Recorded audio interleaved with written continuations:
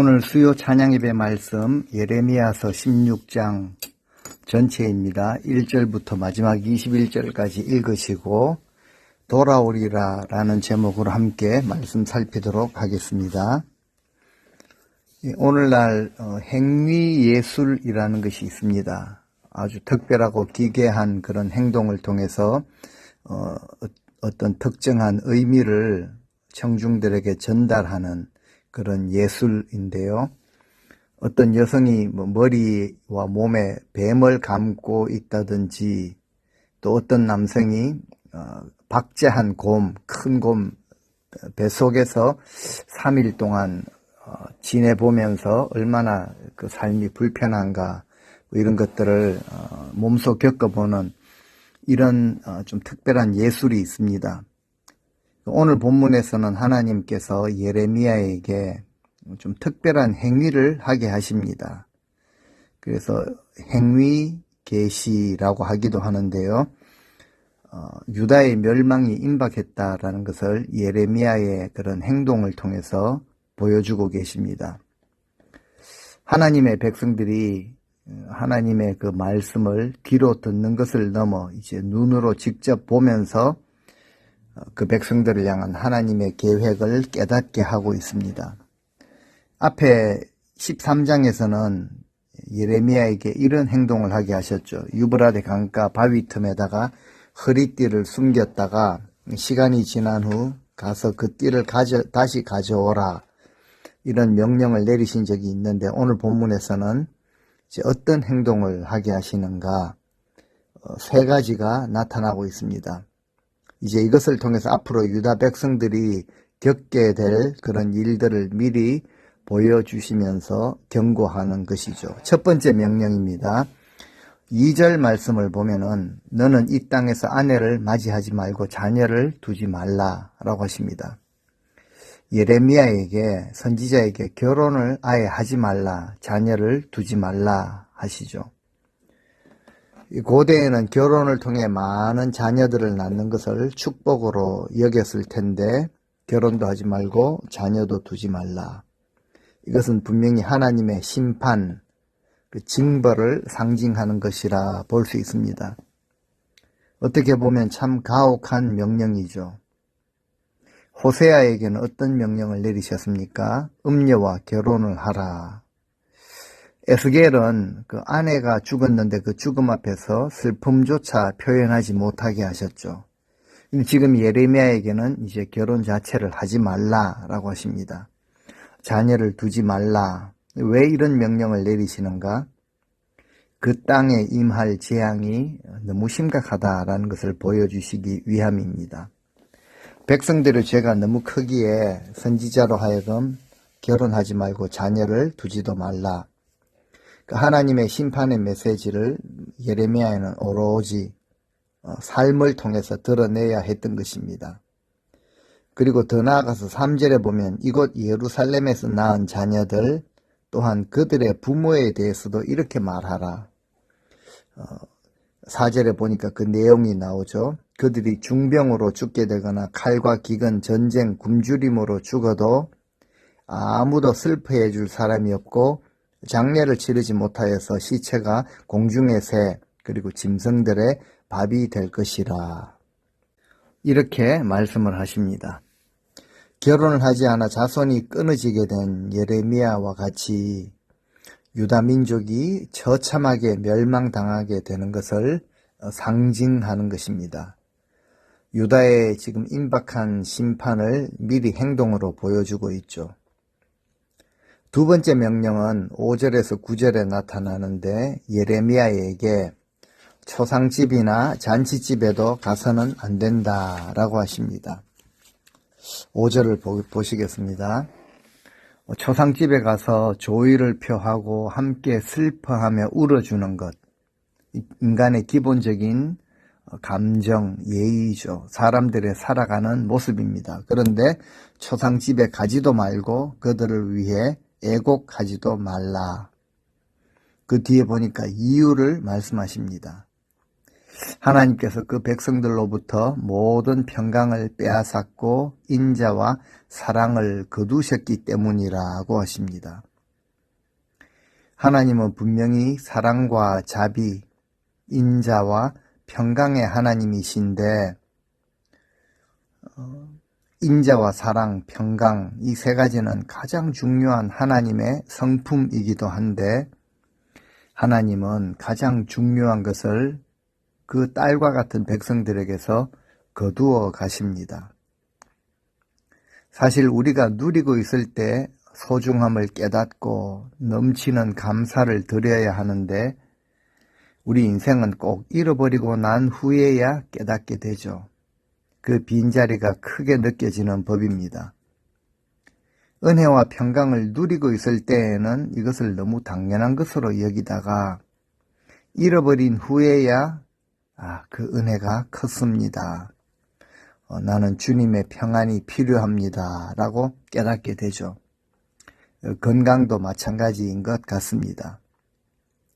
지금 그 백성들에게 이제 닥치게 될 하나님의 심판으로 인해 고통과 슬픔 이것이 너무 다반사가 되었기 때문에 6절 말씀 큰 자든 작은 자든 죽으면 매장되지도 못할 것이며 그들을 위하여 애곡하는 자도 없고 자기 몸을 베거나 머리털을 미는 자도 없을 것이다 라고 하십니다.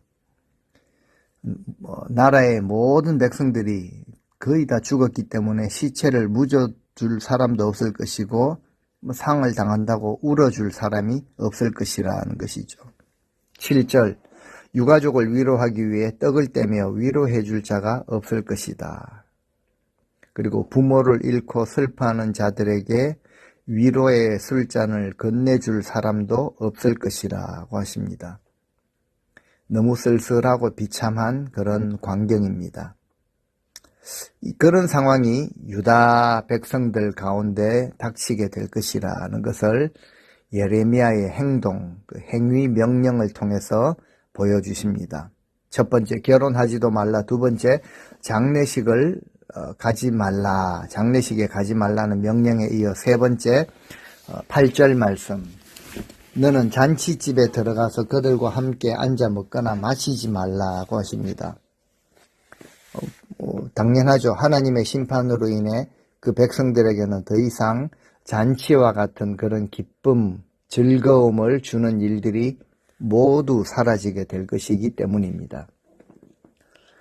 장례식과 결혼식, 동서고금을 막론하고 서로 오랫동안 보지 못했던 친인척, 친구, 모든 사람들이 참 오랜만에 만나게 되는 그리고 기쁨과 또 아픔, 슬픔을 함께 나누는 기본적인 삶의 모습인데 하나님은 예레미야에게 최소한의 활동조차도 하지 말라라고 하십니다.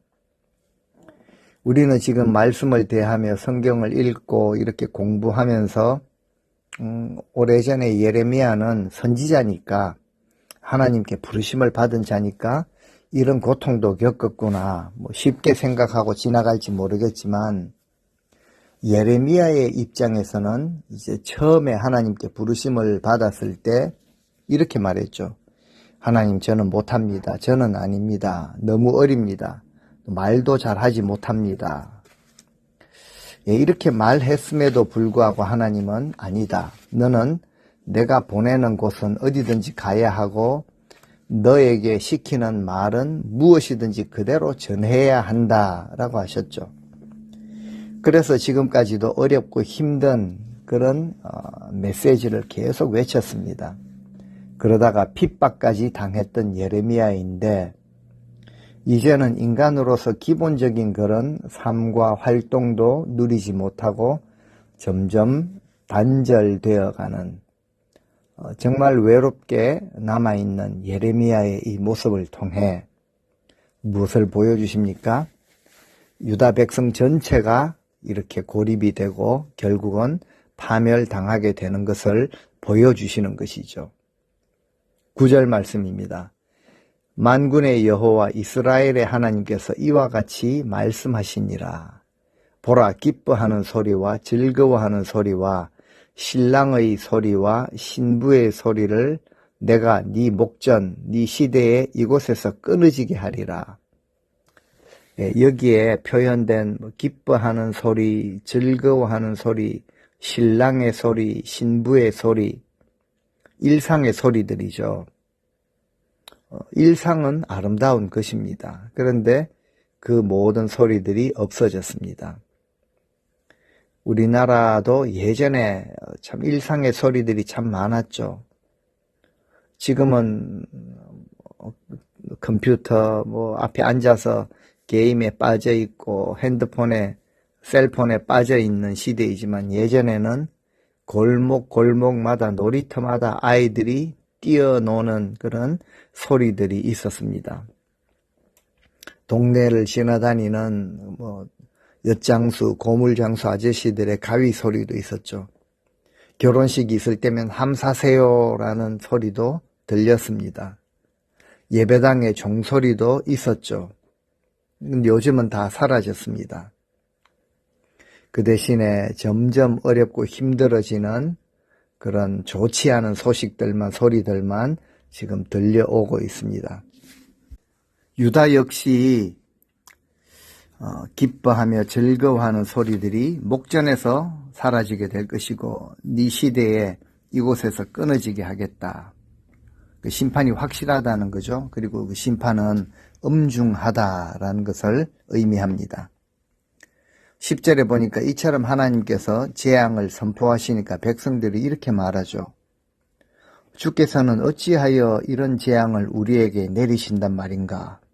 아니 우리가 도대체 무슨 죄를 그렇게 큰 죄를 지었단 말인가? 우리가 하나님께 지은 죄가 도대체 무엇입니까? 선지자의 전하는 그 과격한 메시지를 듣고 백성들은 아니 우리가 그 정도로 심한 죄를 지었습니까? 그러니까 자신들은 크게 잘못한 것이 없다라는 반응입니다. 근데 하나님은 이런 자세로 나오게 되는 것을 알고 계셨죠.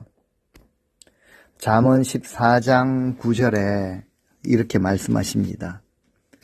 미련한 자는 죄를 심상히 여겨도 정직한 자 중에는 은혜가 있느니라. 미련한 자의 특징이죠. 죄를 대수롭지 않게 여깁니다. 내 죄는 그렇게 크지 않다라고 다 여기죠. 용납해 줄만 하다. 그런데 다른 사람의 실수와 허물은 아주 크게 보입니다. 예, 이런 자세를 내로남불이라고 그렇게 표현하기도 하죠. 그런데 하나님은 크든 작든 죄를 심상치 않게 여기십니다. 그럼에도 우리가 무슨 그런 큰 죄를 지었단 말이냐라고 반문하는 백성들에게 예레미야가 어떻게 대답해야 할지도 알려주십니다.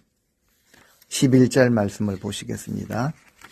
너는 그들에게 대답하기를 여호와께서 말씀하시되 너희 조상들이 나를 버렸고 다른 신들을 따라서 그들을 섬기며 그들에게 절하고 나를 버려 내 율법을 지키지 아니하였음이라.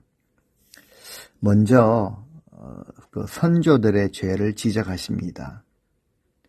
생수의 근원이 되시는 하나님을 버렸고 다른 곳에서 웅덩이를 팠는데 터진 물을 가두지 못하는 그런 웅덩이를 나름대로 열심히 파고 있었죠. 우상을 숭배하며 하나님의 율법을 범한 그런 죄였습니다.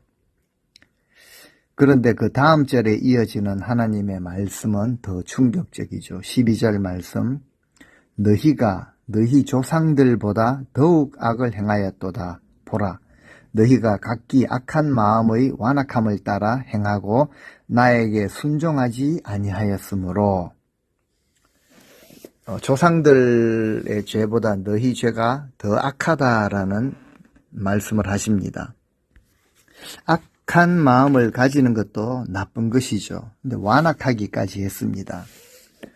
죄를 범하면서도 고집스러웠다라는 뜻이죠. 전혀 고칠 생각이 없습니다. 그 악한 마음의 완악함을 따라 행하였다. 습관이 되어버렸다라는 것을 말씀하십니다. 우리 마음에도 흘러가는 그 길이 있습니다. 흘러가는 곳으로 흘러가죠. 마치 물이 늘 흘러가던 곳으로 홍수가 나면은 늘 같은 방향으로 흐르듯이 그 백성들에게 있어서 죄가 얼마나 익숙했으면은 완악한 습관이 되어버렸다. 그러면서도 깨닫지 못하고 있죠. 우리가 어떻게 무슨 그런 큰 죄를 지었습니까? 라고 말하는 그 자체는요, 죄를 죄로 여기지 못한다 라는 뜻입니다. 깨닫지 못하고 있다라는 것이죠. 죄로 인해 하나님으로부터 멀어지는 것은 불행 중에 불행입니다. 그래서 다윗이 자신의 죄를 깨닫고 난 후에 이렇게 고백했죠. 내게서 주의 성령을 거두지 마옵소서 라고 구했던 것이죠. 자, 이렇게 악한 마음의 완악함을 따라 행했던 백성들이 맞이할 운명을 13절에 말씀을 하십니다. 내가 너희를 이 땅에서 쫓아내어 너희와 너희 조상들이 알지 못하던 땅에 이르게 할 것이라. 너희가 거기서 주야로 다른 신들을 섬기리니 이는 내가 너희에게 은혜를 베풀지 아니함이라 하셨다 하라. 예, 그 백성들과 그 조상들이 알지 못하는 땅에 포로로 끌려가게 된다라는 것을 말씀하시죠. 그리고 끌려가서는 그곳에서 그들의 신들을 밤낮으로 섬기게 될 것이라. 이유가 무엇입니까? 하나님께서 은혜를 거두어 가셨기 때문이다. 우리 인생에게 가장 소중하고 귀하고 감사하고 중요한 것이 하나님의 은혜인데 그 은혜를 거두어 가십니다. 그래서 하나님이 이렇게 말씀하시죠. 그래, 끌려간 땅 거기서도 다른 신들을 마음껏 섬겨봐라. 참 일종의 조롱이라고 볼 수 있습니다.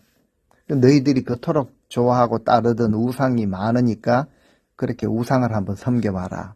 마음껏 해봐라. 라는 표현이시죠.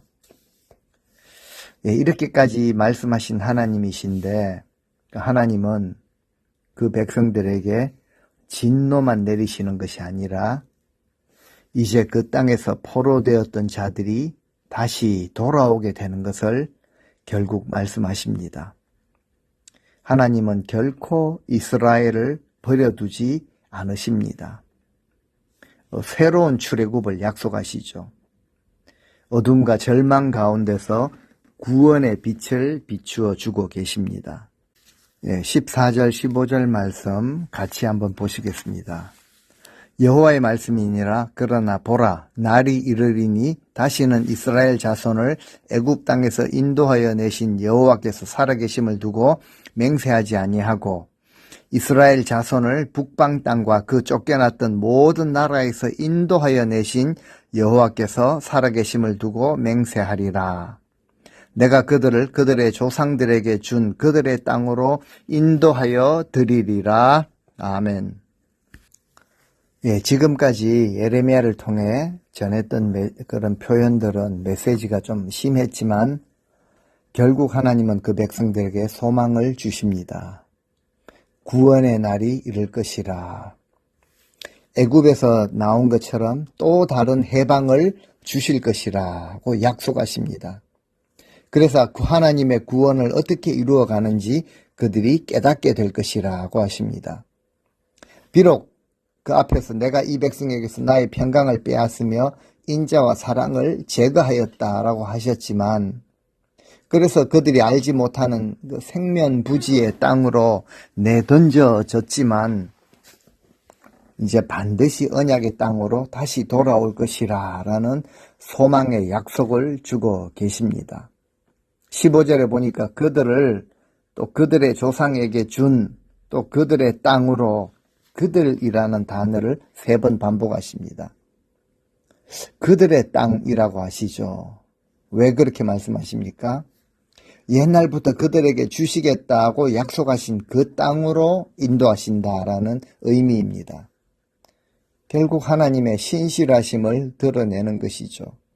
진노 중에서도 분명히 약속을 기억하셔서 자비를 베푸시는 분, 그들의 땅으로 인도하여 드리시는 분이시다라는 것을 보여줍니다. 그런데요, 회복을 주시기 전에 보니까 죄는 반드시 죄로 다루십니다. 그들의 죄악을 배나 갚으리라고 하십니다. 이러한 소망에 앞서서 죄에 대해서 철저한 심판이 따른다라는 이 사실을 분명히 알려주시죠.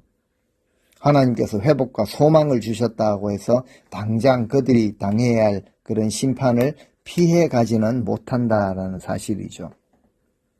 그래서 16절에 보니까 다시 고통의 이야기를 하십니다. 그 심판에 대해서 이제 본문은 이 바벨론 군대가 어부와 포수처럼 와서 그들을 낚고 사냥할 것이라고 하십니다. 어느 누구도 여호와 하나님의 심판을 피할 수는 없는 법이죠.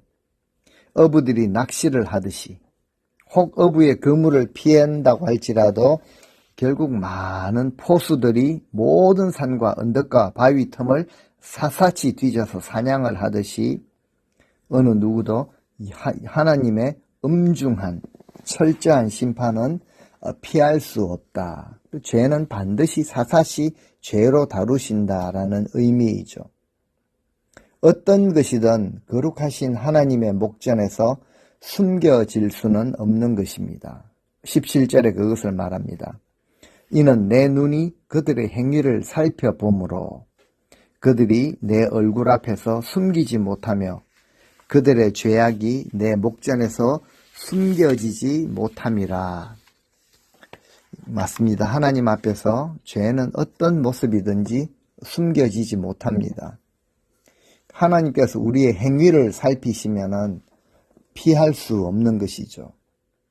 그래서 감찰하시는 하나님이라고 표현을 합니다. 그러니까 하나님 앞에서 죄를 범하면은 죄를 배나 갚으신다라고 하십니다. 18절 말씀. 내가 우선 그들의 악과 죄를 배나 갚을 것은 그들이 그 미운 물건의 시체로, 이제 미운 물건의 시체, 하나님 앞에서 다 무너지고 파괴되고 널브러진 그 우상 더미를 의미하죠.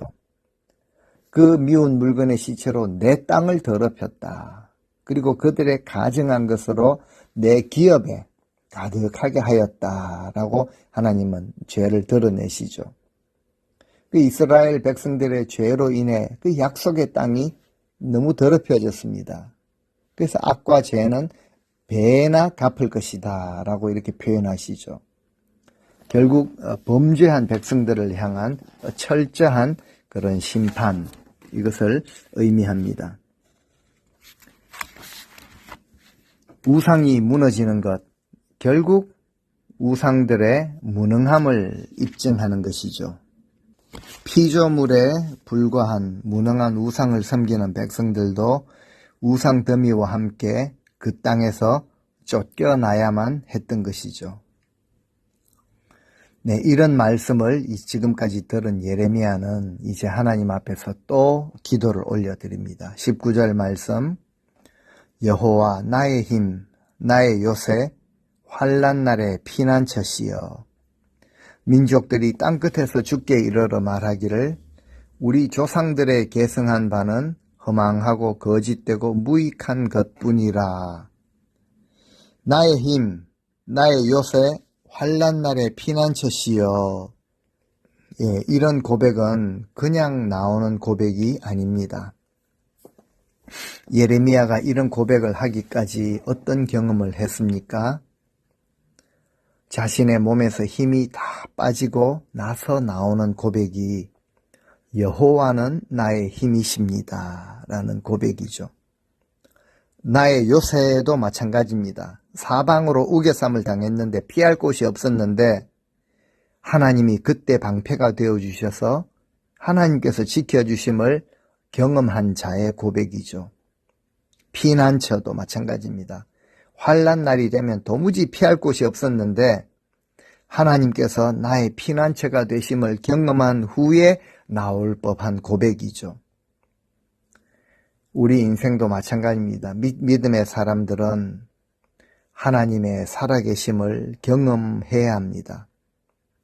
내가 믿고 섬기는 하나님은 우리의 힘과 능력이 되시는 분이시다. 요새가 되시는 분이시며 환난 날에 피난처가 되셔서 자기 백성을 위하시고 감싸주시고 도우시는 하나님이시다 라는 이 고백. 예레미야의 고백이 이어지는데 20절에 보니까 이렇게 말합니다. 그런데 우리가 어떻게 감히 신 아닌 것을 자기의 신으로 섬기겠습니까? 하나님, 이것은 있을 수도 없는 일이었습니다. 라고 그렇게 고백을 하는 것이죠. 이런 예레미야의 기도를 들으신 하나님의 말씀, 이제 마지막 21절에 한 말씀을 덧붙이시면서 오늘 본문을 마무리합니다. 마지막 21절을 한번 보시겠습니다. 여호와께서 이르시되 보라, 이번에 그들에게 내 손과 내 능력을 알려서 그들로 내 이름이 여호와인 줄 알게 하리라. 하나님의 손과 하나님의 능력이라고 표현합니다. 즉 이스라엘이 그 포로되었던 땅에서 돌아오게 되는 것을 모두가 보게 될 것이고, 그것으로 인해 온 세상의 주인이 하나님이시다라는 사실을 깨닫게 될 것이라고 말씀하십니다.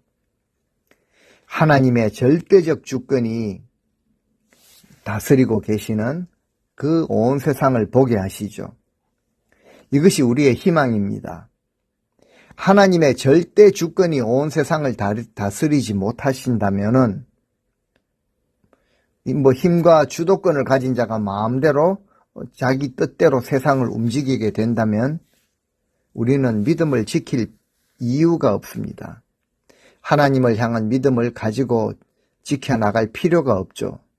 하지만 하나님의 그 절대적인 주권이 온 세상을 다스리고 계시기 때문에 우리는 절대 주권자이신 하나님, 전능하신 분, 하나님을 향한 믿음을 지켜야 합니다. 선지자는 이 하나님을 향한 신뢰를 가지고 그 아픈 고통 속에서도 희망을 보고 있습니다.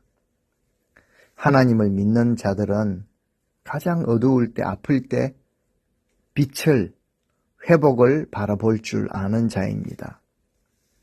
우리 성도님들, 지금 우리 삶에 고통이 있다고 할지라도 짧게만 본다면은 괴롭고 아픈 힘든 여정일 수 있지만, 멀리 볼 수 있다면은 이것은 참으로 귀한 연단의 과정이 아닐 수가 없는 것입니다.